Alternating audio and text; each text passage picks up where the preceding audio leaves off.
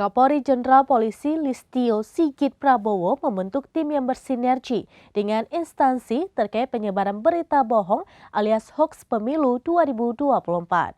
Berikut informasi selengkapnya untuk Anda.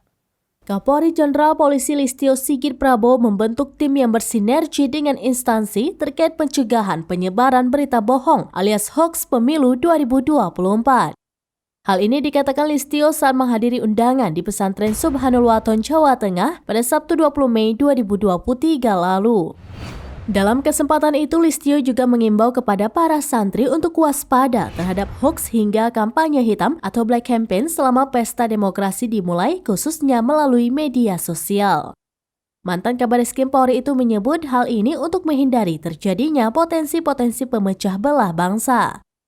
Di sisi lain, Listio pun mengingatkan agar tetap mempertahankan nilai persatuan dan kesatuan bangsa Indonesia meski memiliki beda pilihan calon presiden nantinya.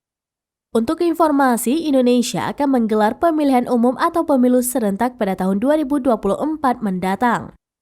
Adapun tahapan pemilu diatur dalam Peraturan Komisi Pemilihan Umum atau PKPU Nomor 3 Tahun 2022 tentang tahapan dan jadwal penyelenggaraan pemilu umum tahun 2024. Mengutip dari kpu.go.id, tahapan pertama dalam pemilu adalah perencanaan program dan anggaran.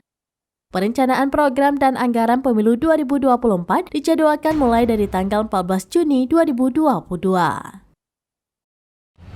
Demikian informasi terkini, Syederalun, saksikan terus beragam informasi terkini dan menarik lainnya. Jangan lupa like dan share seluruh akun sraminews.com.